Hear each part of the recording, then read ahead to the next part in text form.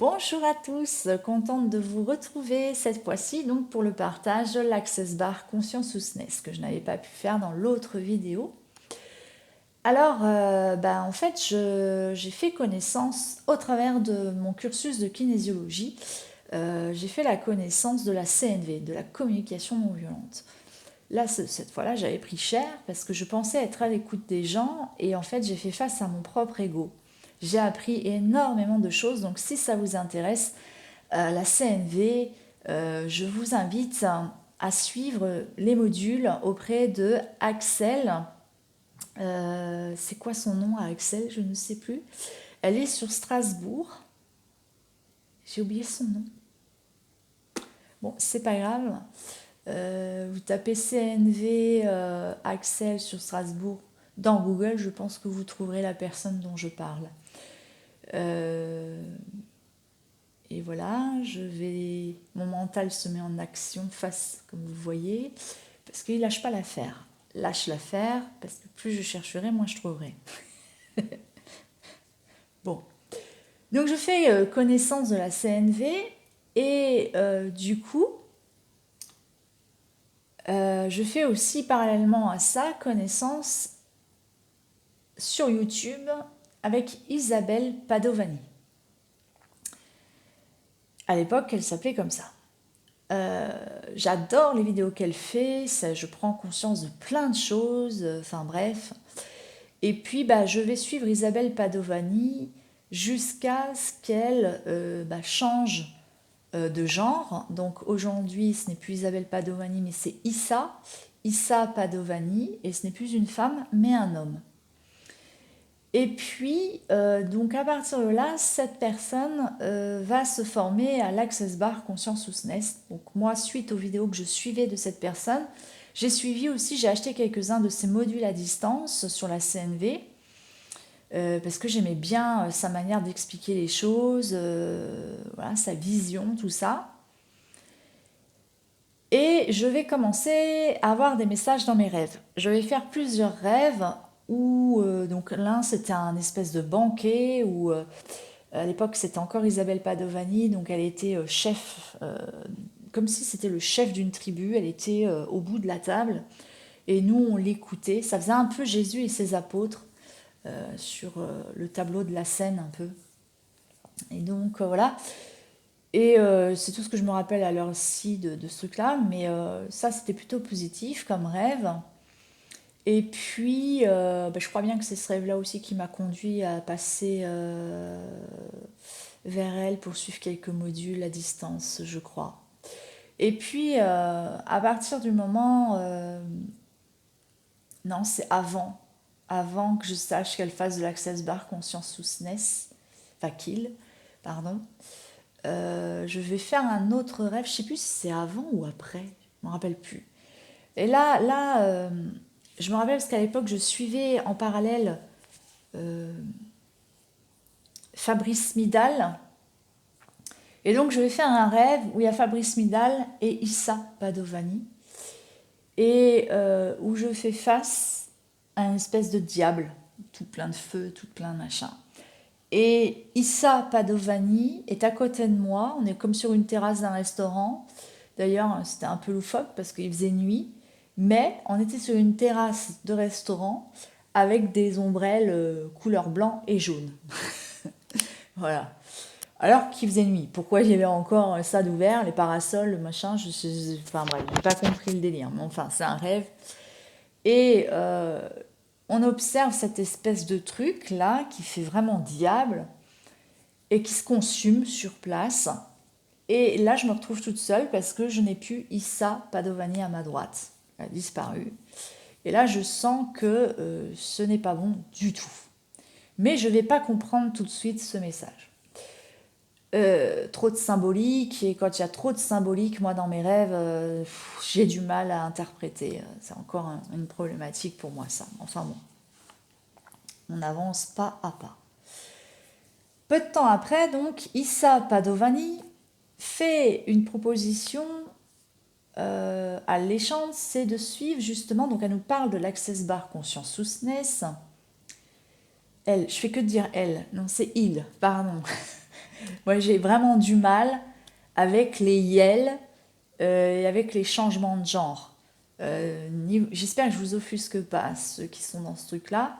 C'est juste que je ne comprends pas grand-chose à ça et que j'ai du mal avec ça et je ne comprends pas, mais je le tolère, je l'accueille, je l'accepte sans problème et surtout sans jugement. N'y voyez là aucun jugement de ma part, c'est juste que mon cerveau a du mal à comprendre ce que vous pouvez vivre en fait, parce que je ne l'ai pas vécu. Voilà. Donc, et je ne souhaite pas le vivre d'ailleurs. Hein. Mais donc du coup, j'ai du mal à comprendre ce mécanisme. Qu'est-ce qui peut vous amener à faire ça? Qu'est-ce qui... Voilà. Je suis de nature à devoir comprendre. Je cherche la compréhension des choses. Voilà. Bon, passons ce truc-là. Donc là, je vais me sentir appelée à suivre justement ce truc parce il va proposer justement par le biais d'un live qu'on fasse une séance d'Access Bar Consciousness. Et moi, faisant confiance à Issa, eh bien, je vais y aller. Donc, je vais payer, je ne sais plus combien que c'était. Et puis, de nature aussi très curieuse que je suis, j'aime bien un peu tout tester et faire mon avis après, plutôt que de juger avant d'essayer, où j'y vois pas trop d'intérêt. Donc voilà, je teste. Et alors, sur le moment, j'étais complètement déboussolée. Mais Issa nous dit, c'est normal, si vous sentez déboussolé, c'est que ça agit. C'est fait pour stopper le mental. Ok. Ah bah là, pour le coup, le mental était complètement stoppé parce qu'il y avait une confusion mentale qui s'instaurait en moi et je comprenais rien, mais alors rien de ce qui se passait. J'ai vécu la soirée jusqu'à son terme et j'ai dormi comme un bébé. Donc moi, suite à ça, j'ai marqué en commentaire sous cette vidéo live que j'avais dormi comme un bébé, comme ça faisait longtemps que je n'avais pas dormi comme ça. C'est vrai que j'ai eu un sommeil réparateur, comme ça faisait longtemps que je n'avais pas eu. Et je me sentais bien. Jusque-là, tout va bien. Mais j'ai eu le revers de la médaille. Quelque temps après, je saurais pu vous dire si c'était quelques jours ou quelques semaines. Je crois que c'est de quelques jours quand même. Va commencer à opérer en moi quelque chose qui va être très perturbant la nuit.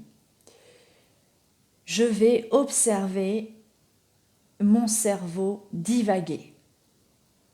Je ne sais pas comment vous l'expliquer autrement, mais depuis 2018, il m'est arrivé quelque chose.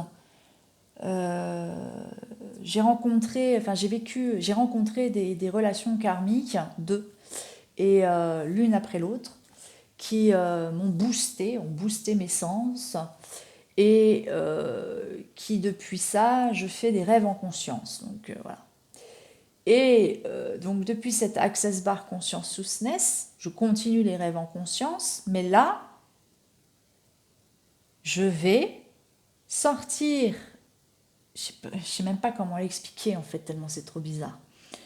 C'est-à-dire que je suis dans le rêve en conscience, mais en même temps, une autre part en moi va sortir de ça et va voir mon cerveau complètement divaguer. C'est-à-dire que, imaginons, vous regardez une vieille cassette.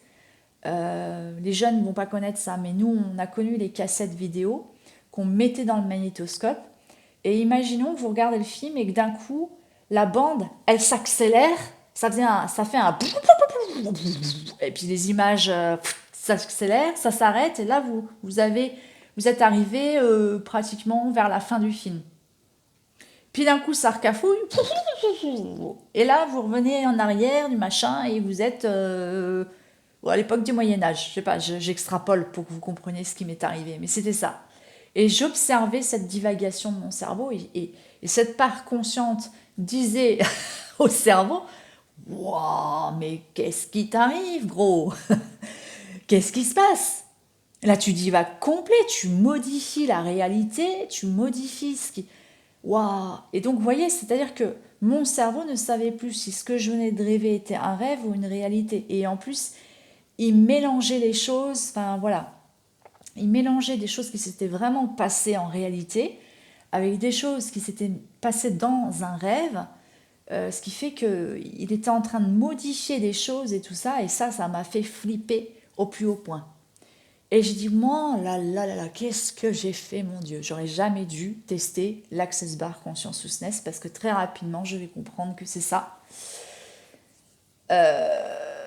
Et par synchronicité, en réponse à mes prières, et c'est ça aussi qui va me faire comprendre que c'était l'Access Bar Consciousness, bizarrement, je vais tomber sur des témoignages de personnes qui ont suivi l'Access Bar Consciousness plus qu'une séance. Moi, j'ai eu la chance d'avoir fait dans mon malheur qu'une seule séance et que tout de suite j'ai été protégée et je me suis tout de suite arrêtée. Mais d'autres n'ont pas eu cette chance. Et le témoignage de proches qui ont vu justement leurs proches partir dans ce truc-là et dire que face par exemple au deuil, la personne était devenue froide. Elle se foutait royalement d'avoir perdu, par exemple, sa mère. Qu'elle était complètement plus là, quoi. Et là, je vais comprendre très rapidement que ce truc-là est très dangereux et que le but n'est pas de stopper le mental, mais de tuer le mental. C'est de tuer l'être humain que vous êtes, que nous sommes. Et il est là aussi le danger dans beaucoup de pratiques ésotériques, bien-être, qui se disent bien-être, qui se disent ésotériques. Non, l'ésotérisme se dit bien-être, voilà, je vais y arriver. J'ai encore des confusions, vous voyez. Des choses qui se disent bien-être alors que c'est ésotérique et que c'est plutôt au service du mal que du bien. Ces gens qui ont une grande intelligence mais aussi une grande sensibilité ne voient pas, ils ne le voient pas, que, et ça a été mon cas, c'est pour ça que parce que je l'ai vécu, je le comprends. Pendant un temps, moi, je ne voulais plus être sur Terre. J'avais un problème avec ma propre incarnation. J'étais en rejet d'incarnation, mais je n'en avais pas conscience, si vous voulez. Je ne pouvais plus être sur Terre, ça me saoulait d'être sur Terre. C'était trop dur de voir les êtres humains se faire autant de mal les uns avec les autres. C'était trop dur, tout ce que je subissais, toute cette agression que je subissais, c'était trop dur pour moi. Et inconsciemment, j'ai développé une aversion à la vie. Et je suis devenue morbide. Je suis devenue morbide. C'est pour ça que j'étais très gothique durant mon adolescence, que je vénérais les vampires et compagnie. Enfin voilà, j'étais très sombre, très gothique parce que j'étais devenue morbide, sans vie. Voilà. Et au nom du bien-être, au nom de vouloir incarner le changement et d'aider l'humanité à changer et à instaurer un nouveau monde, il faut faire gaffe avec ça parce qu'on est souvent aveuglé par notre propre ego, qu'on ne voit pas qu'en fait on n'est plus au service de la vie mais bien au service de la destruction de la vie. Mais on croit être au service de la vie.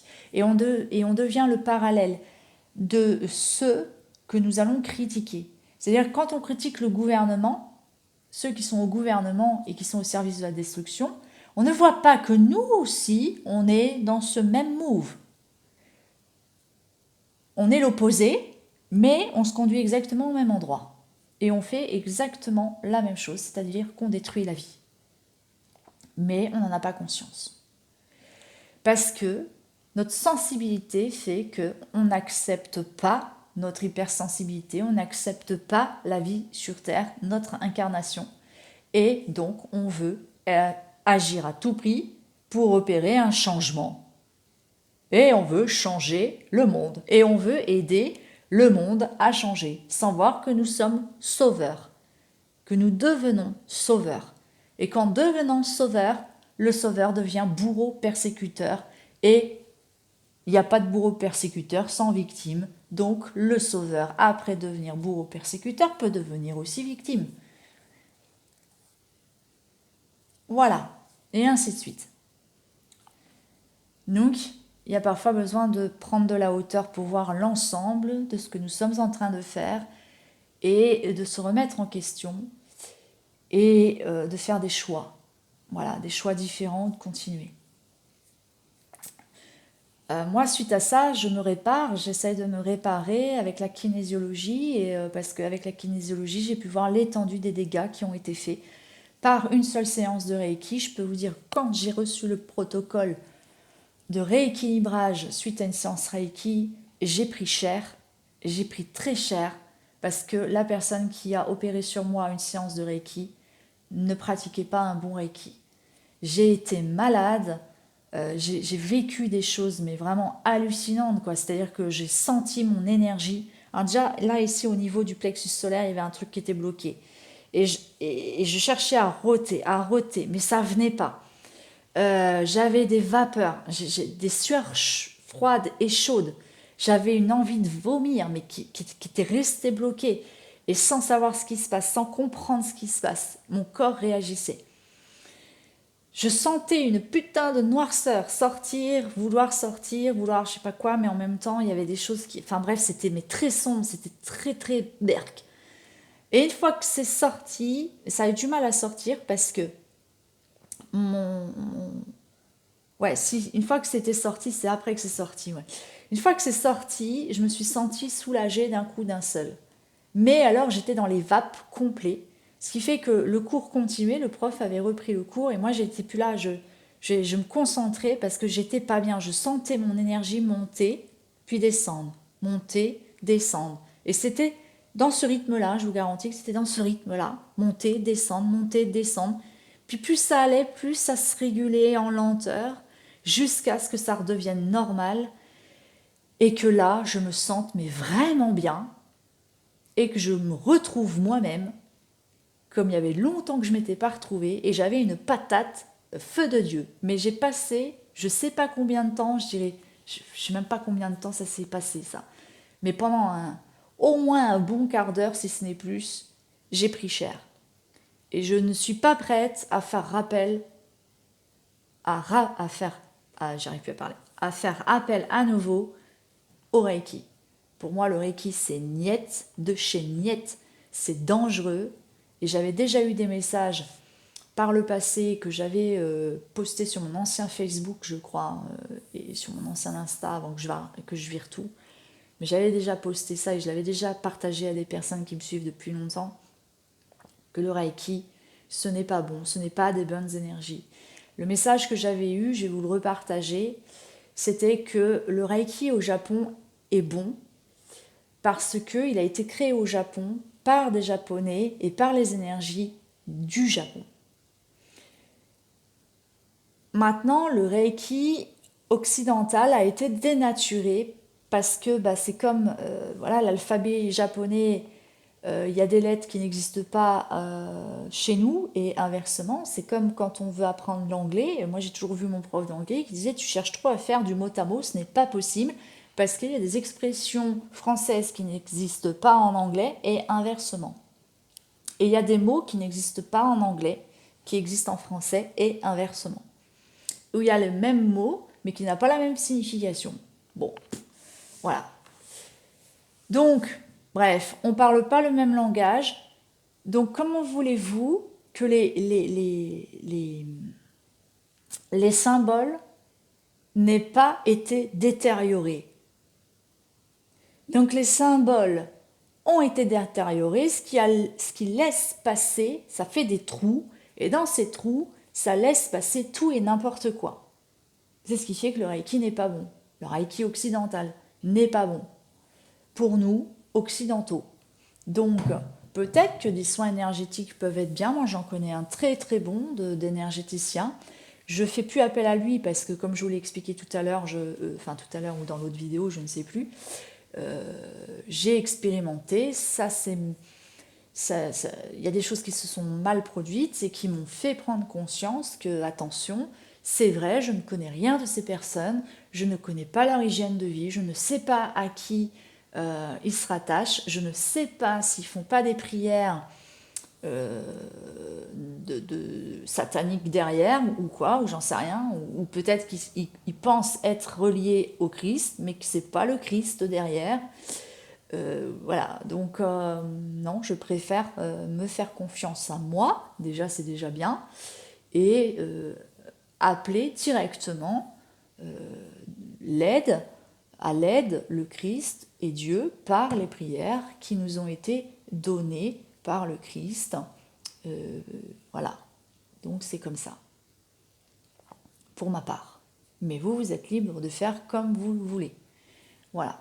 Encore une fois, ces partages-là sont pour les personnes qui vivent, qui ont vécu des choses similaires à ce que je viens de dire, mais qui n'ont peut-être pas encore fait le rapprochement. Là-dessus, on n'est pas tous égaux. Il y a des personnes qui ont plus de facilité que d'autres. Moi, j'ai la chance aussi d'avoir des messages dans mes rêves, d'être très connectée. Bien que l'Access Bar a un peu fait mal à ma connexion. Mais dans toute chose, il y a aussi du positif. Ça m'a permis de redescendre bien sur terre, de m'ancrer correctement, voilà, de faire du tri aussi, parce que je partais un peu dans plein de choses, je me cherchais. Et aujourd'hui, je reste uniquement sur la kinésiologie et le massage bien-être, parce que ce sont ces deux choses-là qui me font vraiment du bien. Voilà. Donc, c'est vrai que j'ai oublié de dire, donc, comment voir quand on est dans une dérive ou pas? Eh bien, c'est simple, c'est le temps. C'est le fruit récolté de ce que vous avez semé. Donc, vous faites une séance énergétique auprès d'un praticien, là, vous semez. Il va falloir donc laisser le temps au temps, donc les saisons, faire son œuvre jusqu'à ce que vous récoltiez le fruit. Une fois que vous allez récolter le fruit, vous allez voir si le fruit était bon ou pas bon. Et c'est là où vous allez pouvoir discerner si la pratique du praticien était bonne ou pas bonne pour vous. Sur ce, je vous dis à très bientôt pour de nouvelles aventures.